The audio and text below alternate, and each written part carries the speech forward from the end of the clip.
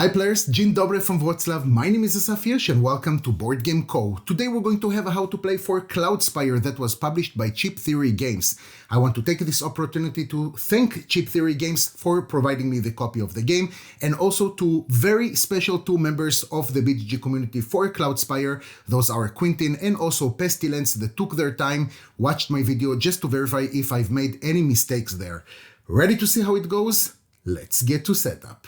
Alright guys, in order to do setup, first of all we need to choose randomly a first player. Starting with the first player and then continuing clockwise, each player should choose a faction. Then each player will need to take all the components that belong to that faction. In general, each player will take their fortress mat, this is the one that belongs to the Grove Tenders, and also they're going to take their Gate Health track chip, also their Source Tracker chip, their faction mark chip, and also the dice that are in that faction's color.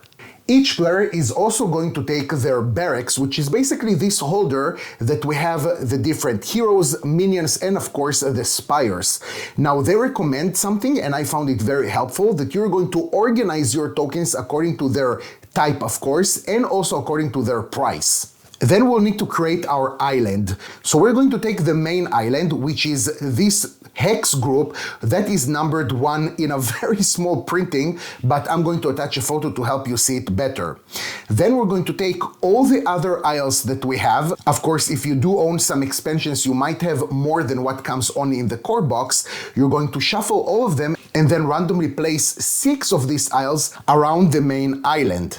Now, starting from the second player, in our case it's the Bronen faction, they're going to choose one of these isles, they're going to flip it to the other side, and they're going to attach it in a way that has at least one path hexagon that is attached to another path that we have on the main isle.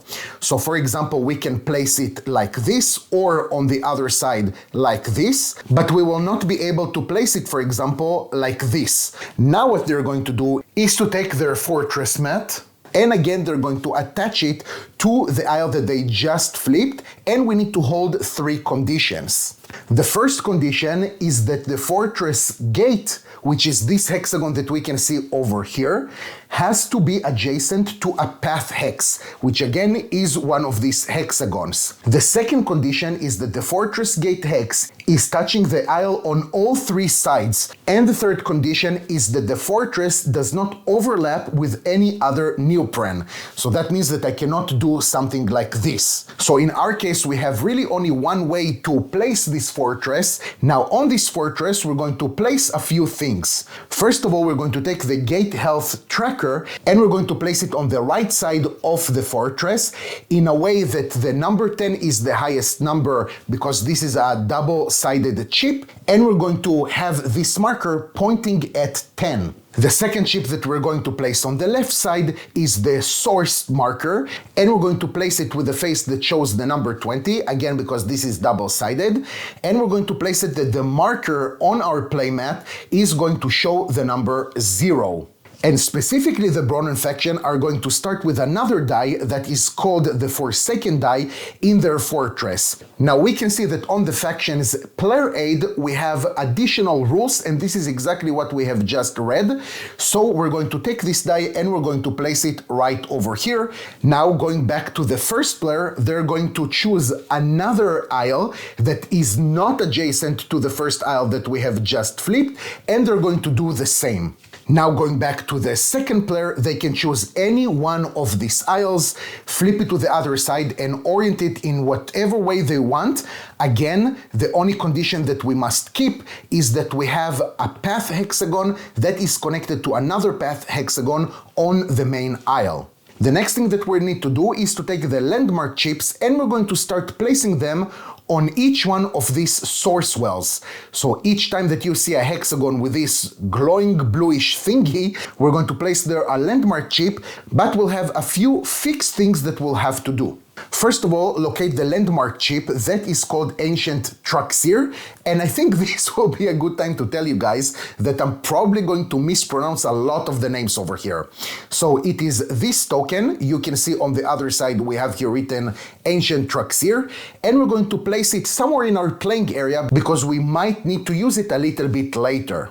Then we'll need to shuffle all the swamp landmarks, and we'll need to place one of those on each source that is the closest to each one of the fortresses. So here, for example, after we have shuffled this, we'll need to place one over here. That is the closest one. In case we have a tie in the distance to the fortress gate, the player can choose where they would like to place them. So randomly, let's say that we're placing it over here.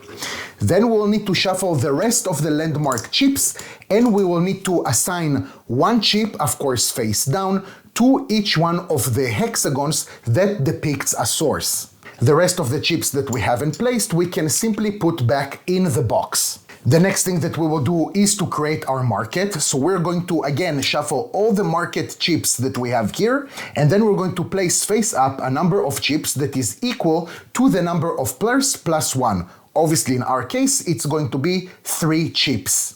After that, we'll need to gather all the Earthscape face down, give them a good shuffle, and then place them again next to the market and flip the first one face up. Now for the rest of the things, like the relic deck and the event deck, we're simply going to shuffle them and we're going to place them somewhere in the playing area. What they recommend is that for the event deck, you're going to place it next to the first player, and this will be kind of our first player marker. We still have other components that I have placed nearby. For example, the upgrade chips, the health chips, some Spire dice, a d6, and a few of those pegs that we're going to use a little bit later. And with that, guys, we have finished setup, and let's move on to a general overview. Cloudspire is a 1 to 4 player strategy game that is mainly a tower defense. It tells the story of a war to acquire a powerful and rare energy known only as the Source. Each faction is going to have their own unique units and heroes, as well as the ability to bid and draft mercenaries to hire. Now, Cloudspire is going to have the maximum of 4 waves, and in each wave we're going to have a few phases. The first one is the event phase, but we're going to skip it in the first wave. Then we're going to have the income phase, market phase, build phase, preparation phase, and the Onslaught Phase, which is the meat and bones of this game, where we're going to deploy our units and probably we're going to clash a little bit. After that, we're going to have the end of the wave and we're going to continue to the next one. The winning condition in this game is to breach the other player's fortress gate. That means to bring the health of the gate to 0, and by that you're going to win this game. Of course, it is important for me to tell you right now that the rules are going to be slightly different for 3 and 4 players, but I'm not going to cover them in this video. So in a 2-player game, once one of the players is going to breach the other player's fortress gate, the game is immediately finished and the player that managed to breach is going to be the winner. If after 4 waves we have no player that managed to do that, then we're going to see who has the most fortress upgrades, and that player is going to be the winner. And we have a few tiebreakers that we're going to list maybe towards the end of the video. So now that we understand what is the winning-losing condition, let's dive into the first phase, that is the event phase. But again, I told you that in the first wave, we're going to skip it. But in general, during this phase, you're going to draw the first card that you have, and you're going to resolve whatever it says, but pay attention that different cards have different phases when they will actually activate. So in this card that is called multitasking, it's going to come into effect only in the Onslaught phase. So just something to keep in mind. But again, this is the first wave, so we are not going to draw an event card. After we finished with that, we're going to move on to the income phase. And the first thing that we have is to gain the amount of source that is depicted for that specific wave. Now, at the last page of the rulebook or the reference book, we can see that we have in each wave how much source we're going to receive and also how much CPs, but we're going to see it a little bit later. So right now, each player is going to take 5 source. In order to indicate that, simply rotate the source chip in a way that now the indicator shows the number 5. Now again, I want to remind you that different effects can actually bring you more source if, of course, you have that element. Sometimes you're going to have a faction that if they got a specific advance, they're going to receive more resource during this phase. For example, for the Bronnen, we have in the source drill an advance that is called Drilling Refinements, and it says that we're going to gain +3 source during each income phase. Then we're going to have something that is called Repair Defeated Fortress Gates, but this is something that is relevant for more than 2 players, so again, it's not relevant to our specific how to play, that is only for 2 players. After that, we're going to go to the market phase, and starting from the first player, you have 2 options. You can either pass and not acquire anything from the market. The market is the chips that we can see here that are open, or you can purchase an Earthscape, and you have no idea how annoying it is to pronounce this word, but I'm going to do my best. I do want to note that in each market phase, each player will be able to make maximum of 1 purchase. So if you have decided to buy something, that is it for you for this specific market phase. So let's take an example. We have the Grove Tenders that decided to buy this Spire. So we can see that this Spire that is called Slingshot has a few elements on it. For now, the only thing that we care about is the price. So we can see on the upper right side the cost, and that is 2 source. So what simply they're going to do is to take down 2 source. So from 5 they're going to go down to 3, and they're going to place this Spire just next to their barracks. Now it's the time for the Bronnen faction to buy something, and they don't wish to buy not a hero and also not a minion, so they would actually like to take the Earthscape. Again, they could have decided to not do anything and keep their source, but they would like to get this. Earthscape is something that the players will be able to buy only 1 time per wave, and that means that if the Grove Tenders would have bought this, then the other faction will not have an Earthscape to purchase. The Earthscape costs 2 source, so again we're going to go down from 5 to 3 source for the Bronnen faction. And again we're going to take this and place it next to our barracks. Now that we have finished with the market phase, we're going to move on to the build phase. Again, starting from the first player, and it's going to alternate. Each player has the possibility to do one of the following: either construct a Spire, upgrade a Spire, place an Earthscape, advance your fortress, or other build options. Now in your turn to have the build phase, you're going to have only one of this build order, or the other option that you have is to pass. That means that you're not going to do anything more in this phase. So let's talk about the different options that we have here, and the first one is to construct a Spire. Now, when you want to construct a Spire, you can either construct one of the Spires that you already have access to them, and because these 2 factions are quite basic ones, you can see that on their specific faction sheet, it's going to tell us that they already have access to both of their basic Spires. Why am I saying basic Spires? Because each one of these Spires has another side with this star on it that indicates that this is a more advanced Spire. So here we can see, and we're going to have the exact same thing written on the other faction sheet. It says that the Bronnen start with access to the dispatch platform and drilling outpost Spires. Again, those are 2 basic Spires that we have for that faction, and the cost that you have for it again shows on the upper right side of that chip. So here it's going to cost 5 resource, and the other Spire that we have cost 4 source. Obviously this faction has only 3 source left, so they will not be able to build any of those, but if we remember, we do have, with your permission, I'm going to move the market for a few minutes. They do have this Spire that they have decided to purchase during the market phase, and that means that if they would like to place them, they don't need to pay anything. They already paid the cost for it. Now let's understand where you can place these Spires. So Spires can be built unless otherwise was written, and again that depends on the advances that you have with your specific faction, but in general Spires can be placed only on sources. So at the beginning of the game, you have access only to the sources that we can see on your fortress map.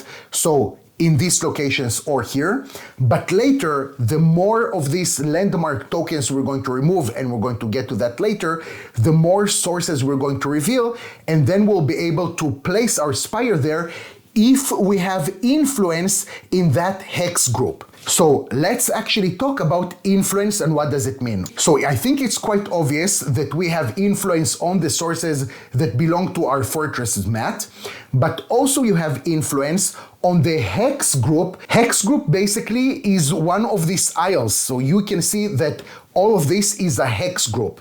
So we're going to have influence in a specific hex group. First of all, if that hex group is adjacent to our fortress. Also, we have influence in a hex group if we have a spire that belongs to us, of course, that is already being built there. Or we actually have influence in a hex group that is adjacent to another hex group where there is one of our spires. When you're placing a spire, you can see that on the left side of the token, we have some information. This information is how many upgrades this spire is going to have. In our case, it's going to have 1 attack upgrade. So let's take this chip. And also 2 range upgrades. So we'll need to decide in which order we would like to place these chips under the spire, and it does have a lot of meaning. The way that we're going to place the chips at the beginning under the spire is totally up to you, but the moment that you decided that this is how you're going to place your spire, there is no going back from that. You will not be able to alternate the order of these chips, again, unless you had a specific effect that allows you to do it. So this is a possibility to place a spire, and I'm going to place it a little bit like this so you can see which chips we have under the spire itself. Later, when we're going to talk about damage and how spires are going to take damage, you'll understand why this decision is quite important. The next thing that you will be able to do in this phase is to upgrade a spire. And let's take again an example. Let's say that in a previous round, this faction actually built the Rito spire, and we can see that the upgrades that we have underneath it are 1 of these attack chips and also 1 of the range chips. So we're going to place it in this order. And another piece of information that we have on some of the spires are the dots that we can see at the bottom left part of this token. This is the capacity of upgrades that a spire can have. In our case, we already have 2, so that means that we can add maximum of 1 more upgrade to this spire.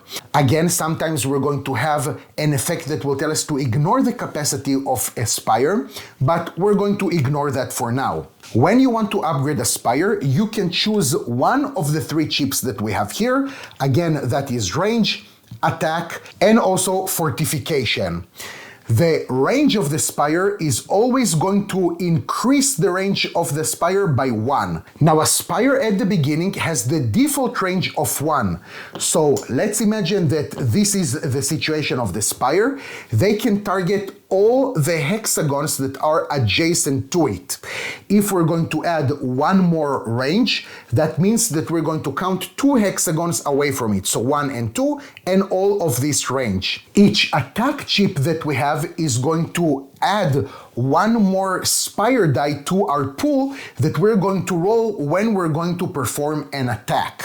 Each one of these upgrades, once we have decided to purchase it and add it to a spire, is going to cost the number of upgrades that we're going to have underneath that spire after we have made the purchase.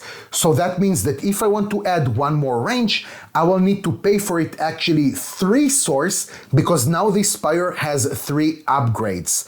For the fortification, it's going to be a little bit different, and it's going to have the flat rate of 2 source. In order to explain the fortification, let's understand how you're going to take damage with a spire. But let's imagine that this is what we have right now, and the spire needs to take 1 damage.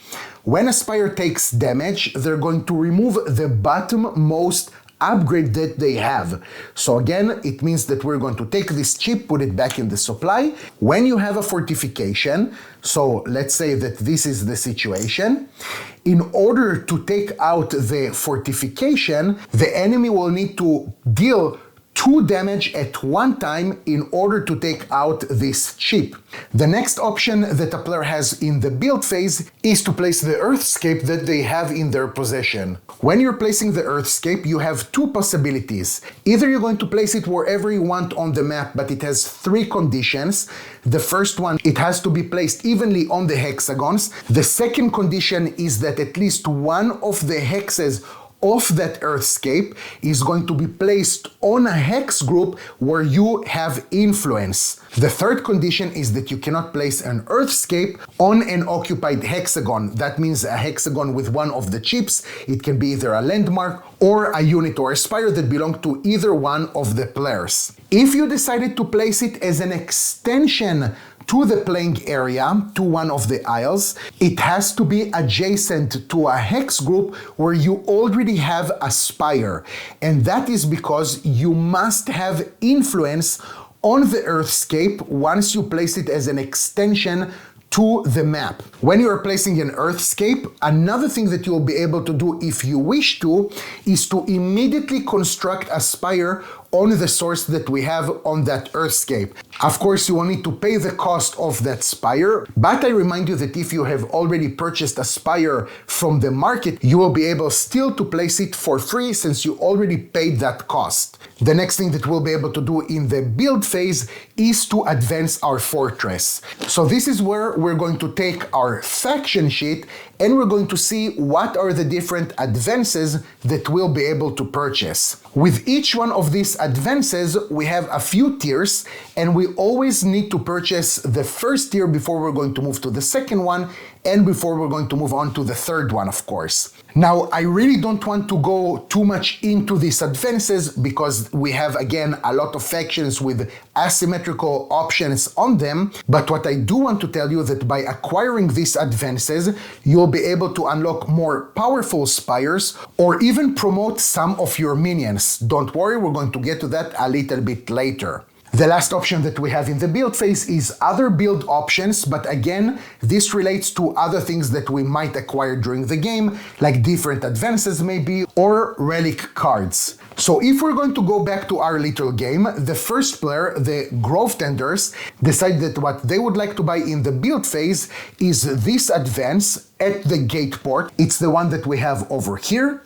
Then we're going to pay 3 source, that is the price that we can see on the left side. So from 3 source, we're going to go down to 0. And then in order to indicate that we have purchased it, we're going to take one of these pegs and we're going to place it on the first hole that we have that is marked with the number 1. So not only that we remember, also the other players can see what did we buy in the build phase. For the other player, the Bronen, what they decide to do in their build phase is to place this Earthscape, and they will decide to place it like this. Now, something that I didn't mention before is that you cannot orient the Earthscape in a way that is going to cut the path between 2 marks. So right now we can see that there is no passage here with a path, it's being cut, and that means that it is an illegal way to place this Earthscape. So we're going to place it like this. We still have influence on this hex group, so what they would like to do is to place one of their spires there. They're going to place their drilling outpost. So if we're going to look at this spire, we can see that it has only 1 upgrade. And of course, any spire that is going to be built needs to have at least 1 upgrade, because if you have a spire with no upgrade chips below it, it means that the spire is destroyed. So we're going to take this fortification, which is exactly what is indicated on the spire. We're going to place it underneath it, and then we're going to place all of this on this source. Of course, that is something that is going to cost them 3 source, so we're going to go from 3 to 0. Now we're going to go back to the first player. They have 0 source, they're going to pass. Going back to the second player, they have the same situation, 0 source, so they're going to pass. Finishing with the build phase, we're going to move on to the prep phase, where the first step in this phase is to declare your mark. Now again, this is a 2-player how to play, so it's quite simple because you have only one player to choose and place your market. But if we would have had 3 or 4 players, then you need to choose one of your opponents, give them your mark, and that will be the direction that your minions will have to advance in order to try and breach their gate. Again, here we have 2 players, so the players are going to simply do this. I know it's quite silly. They're going to place their marks next to the fortress of their rival faction, and with that we're going to move on to the next step, which is to select your units using CP. So as I've said before, each wave you're going to receive a certain amount of CPs. Since this is the first wave, we're going to have 5 CPs, but in general each phase you're going to receive 2 more CPs. With these CPs, these command points, you're going to start purchasing units from your barracks, and unlike Source, if you have not spent all of your CPs, you will not be able to keep them for the next round. So if I haven't used something, it's simply going to be wasted. Now here we will be able to purchase either our heroes or minions, and of course a combination of them. And also, again, depends on your faction, you need to check which of your heroes are already available to purchase. In general, you will have only your starting hero that is available in the first wave, but with a Bronnen faction, as we can see here under minions and heroes, in wave 1, Bronnen may select any hero for deployment rather than just their starting hero. So if we're taking a small example, let's say that we're going to take one Battleborn, also one Dispatch, and we can see their price at the right part of the chip. So a Dispatch will cost 3 CPs and a Battleborn will cost 2. And on top of that, we're going to add this starting hero that cost for us 0 CPs. Now at this moment, this is still public information. That means that all the other factions can see which units are going to be deployed in the next Onslaught phase. So also the other faction, the Grove Tenders, will have to do the same and show the other players which units they have decided to deploy in the next phase. But after that, the next step, which is to prepare units into a deployment stack, that is going to be a hidden information. So we're going to hide that from the enemy, but let's see what does this step actually means. Here what we will be requested to do is to stack all the units that we have decided to deploy in the next phase, in the Onslaught phase, in a few possible ways. First of all, for the heroes, we're going to take the right amount of health chips and we're going to stack it underneath the hero. The health points are indicated at the top left position of the chip, so we can see here 3. We're going to take 3 health chips and we're going to place them underneath our hero. This we're going to place aside just for a moment because I want to show you what we're going to do with the minions themselves. So here we have 2 possibilities. Either each one of these minions is going to be deployed separately into the board itself, into our islands, and that simply means that we're going to take the amount of health chips and we're going to place them underneath the minions. They will be considered non-grouped, but we can decide to group them. So what does it mean to group? We need to see all the minions that we would like to group together and arrange them from top to bottom, from their lowest amount of movement, that is the icon we can see at the top left position on the chip, and going in an ascending order, so from the lowest to the highest of all the minions that we would like to group together. Now we can see that we have 2 movement for both minions, so we can choose their order. But let's imagine that I have a fortress advance that allowed me to permanently promote the Battleborn, so we're going to flip them to the other side. Now they are considered to be promoted. We can see this with a golden star, and now they have 3 movement. So if I decided to group both of them together, I'm going to take first of all the minion with the lowest amount of movement. I'm going to place it on top of the other unit, and then I'm going to take the health chips according to the amount that I can see at the top unit. In our case, it's going to be 3, and I'm going to place both of these units on the health chips just like this. Now we need to decide the order of the stacking. We can either start with the minions and place them on top of the hero, or vice versa. Obviously, that will be later the order that they're going to be deployed in the Onslaught phase. Now there are different reasons why you would like to group the different minions. I'm not going to go too much into that, but what will happen later is that once this minion is going to die, so going to lose all of their health chips, then we're going to remove this minion, and then it's like we have another minion that is being spawned into the battlefield, and we're going to again take the amount of health points that we can see indicated on the minion itself, and we're going to place it just like this. So let's just decide that what we would like to do is to place first of all the grouped minions on top of the hero, and then we're going to place them at this hexagon on the fortress's gate. For the Grove Tenders, they are going to take also their basic hero and 2 other minions. You can see they're going to have 3 health points on each, and the hero has 2 health points, and they would like to have the minions not grouped, so we're simply going to take 3 health chips and place it like this, and the same we're going to do with the other minion, so no problem at all. And here we have 2 health. Now what we can do again is to take 1 minion, place it on top of the hero, and all of these place underneath the second minion, and again place it at the gate. And again, I want to remind you that this step where you are deciding if you want to have them grouped or ungrouped and what is the order of the units, that is hidden information, and only when you are ready they're going to reveal together the stack that they're going to deploy. Finishing with that, we're going to move on to the next phase, that is the Onslaught Phase, which is the meat and bones of this game. That is where most of the action is going to take place. In this phase again we have a few steps, and the first one is start of the turn. So first of all, if you have any type of special talents or relic cards or anything that states at the start of the turn, now will be the time to perform them. Then we need to check if there is a campfire mode that is being triggered. So let me explain to you a little bit what does it mean. This mode occurs if any player is the only player with the faction units that are left in play. So let's say that now it is the second wave. Obviously in the first wave we're not going to have something like that, and we have this hero for the Bronin that is still on the battlefield, and there are no other units at all. That means obviously no minions, but also no heroes. So we have only one faction with a hero on the board. In this case, this hero is going to go into campfire mode, which means that this hero is completely inactive and will remain so until the next wave. That means that they're considered outside of this wave. They will not be able to attack, and also no one will be able to attack them. They cannot take damage, etc. But you do have very rare occasions where you're going to have some effects that will allow you to engage with a hero in a campfire mode, but this is not for now. After we have checked if we have a campfire mode that is triggered, we're going to move on to the next step, which is using limited build options. You will have the option to either buy a Spire or to upgrade one. When you're going to do that, you're going to mark it with one of these pegs at the bottom of your faction's mat.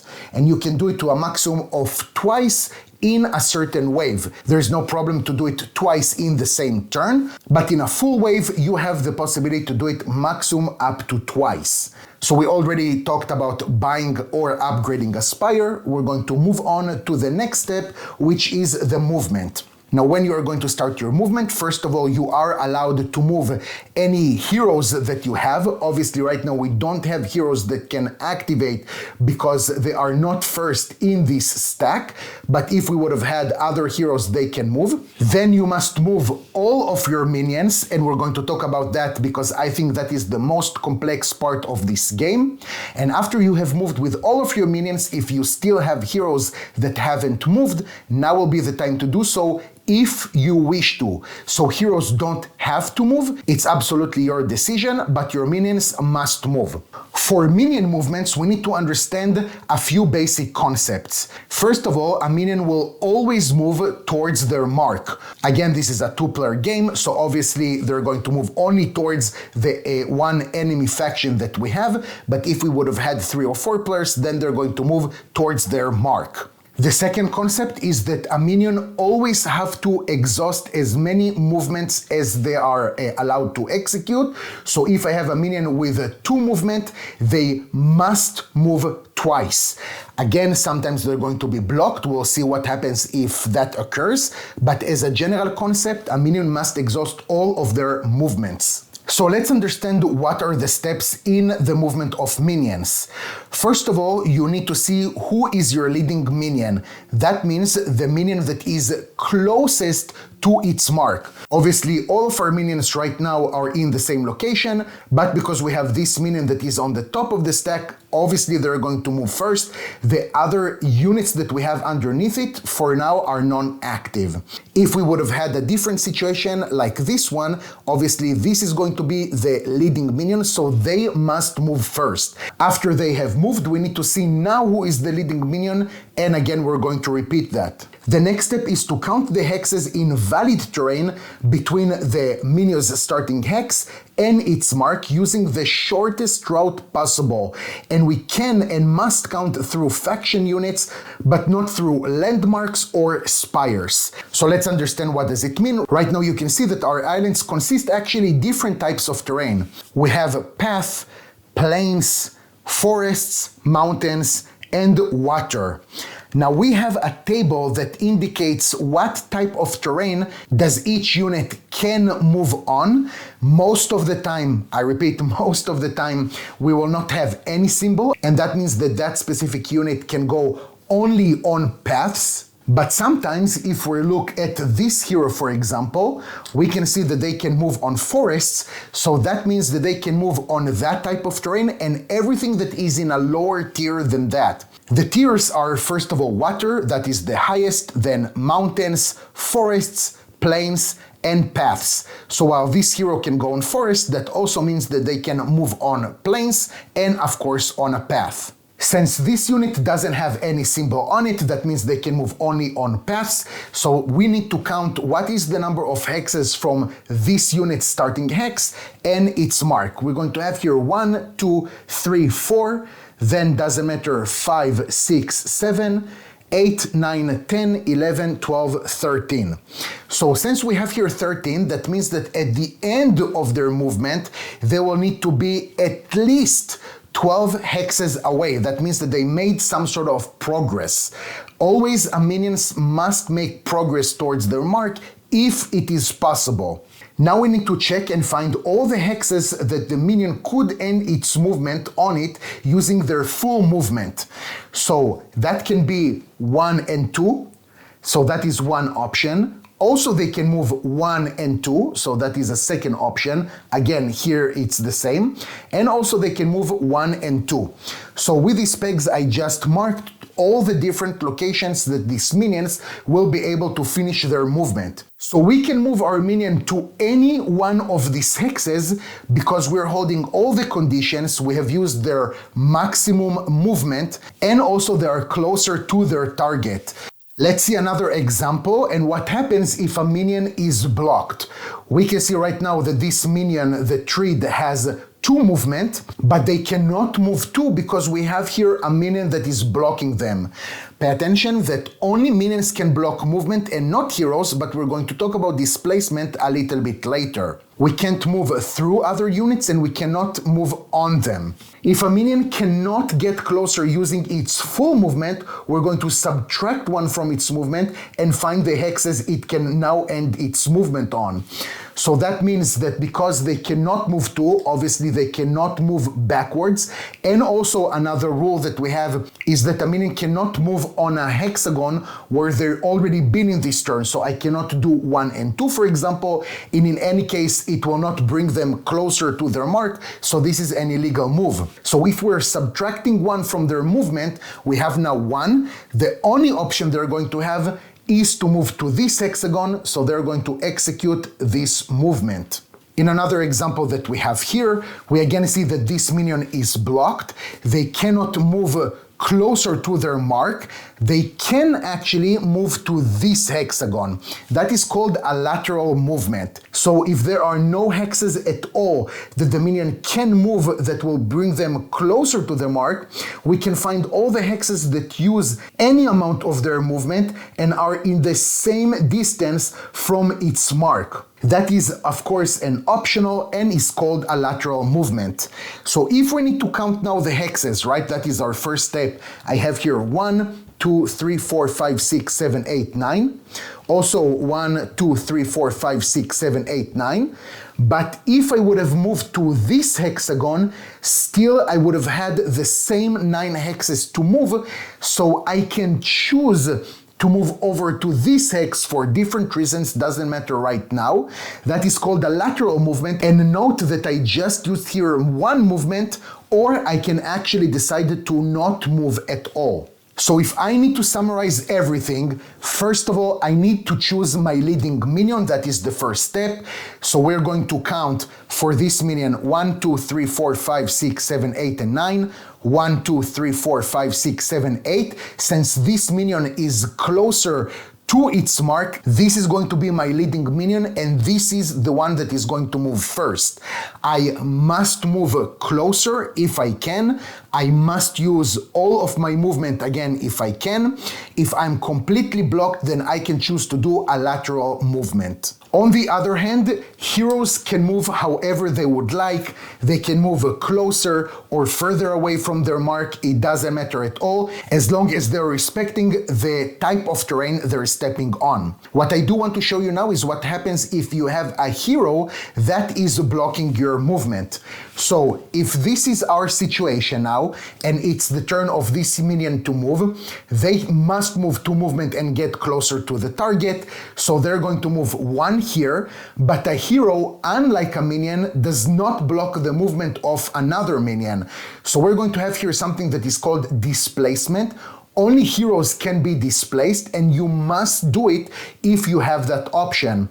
So that will be the first movement, but since we must spend all of our movement, we're going to displace this hero, advance with the minion, and the hero is going to move to the hexagon where the minion moved from. Now that we have finished the movement, we're going to move on to the next step, which is Spire's Fire. And even though it's the Grove Tender's turn, we're actually going to see if one of their units is in a range and a fire-capable Spire of the other faction. If that is the case, then that Spire is going to fire upon that specific unit. Obviously, in this situation, this Spire doesn't even have fire capabilities, but let's pretend that we have a different Spire that is going to be here. Again, it's not possible with this specific Spire, but we're just imagining.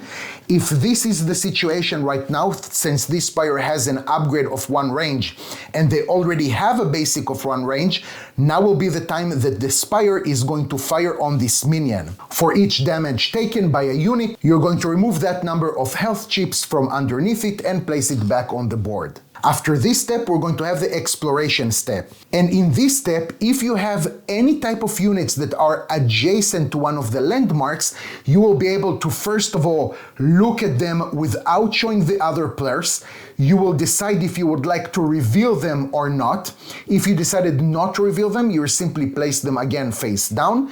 If you decided to reveal them, you're going to see how much health points they're going to have. You're going to place it underneath that chip, and then you're going to place it again in the same spot. Sometimes you're going to have a talent that is called foreboding, just like you can see here with this landmark, and that means that you don't have a choice if you're going to reveal this chip or not. You have to do that.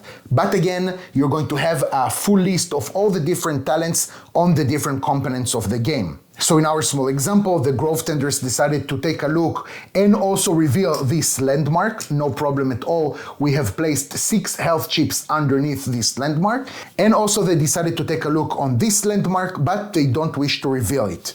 The next step that we have is attack. In this step, minions that have a valid target must attack this target, and it can be either a landmark or an opponent's unit. It doesn't matter. If you have more than one valid target, then you're going to choose whichever one that you want. Heroes on the other side can choose if they would like to attack or not. If this minion, for example, has a valid attack, then you're going to take a look at how much damage they're going to do. That is the icon that we can see in the middle of that chip. And you're going to remove that number of health chips from your target. In our case, it's only 1. And in the first time a unit is being attacked, it's going to retaliate. That means they're going to deal their amount of damage to the unit that just attacked them. Here we have 2 damage, so the Warbriar is going to take those 2 health chips, remove them, and be placed again on the board. If this hero would have been placed over here, we can see that they have 2 range talent. That means they can attack from further away, and they're going to attack this landmark. Because this landmark doesn't have the X range talent on them, there is not going to be any type of retaliation, so this hero can cause 1 damage to this landmark without fearing from the retaliation. Any unit, unless otherwise was stated, is going to retaliate only 1 time. After the first faction have finished with their onslaught step, we're going to now move to the other faction and they're going to perform their onslaught phase, and so on. After they finished, we're going to move back to this faction, and the different factions are simply going to take turns to do this onslaught phase. The onslaught phase is going to be finished once we have no more minions at all on the field. That means that, of course, we're not going to count the heroes, but once we have absolutely 0 minions on the battlefield, that will bring the end of the onslaught phase. So I just want to show you 2 last examples before we're moving on. First of all, I want to show you what happens when grouped minions are going to take their last hit point. So let's imagine that we have here a promoted Warbriar. They're going to deal 2 damage, and even though they're dealing 2 damage, we have here only 1 health chip. We're going to remove only this one.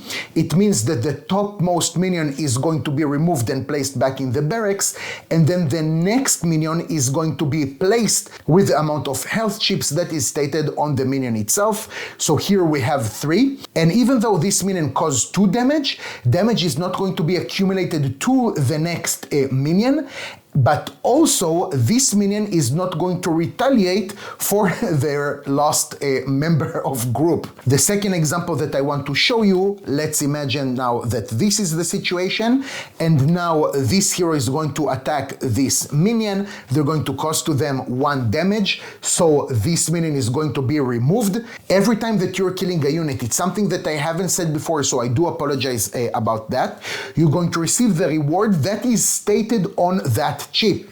Sometimes it's going to be just a number of source that you're going to add to your source tracker. Sometimes it can even be some relic cards. So in this case, because this hero has defeated the last minion that we have completely on the board, still they're going to receive 1 of the source, but that will end completely the onslaught phase. Even if we still have another hero that can still attack or explore, or it doesn't matter what, this is where the onslaught phase is going to be finished. And if we're already talking about heroes that are defeating other units, every time that you have that situation, the hero is going to be leveled up.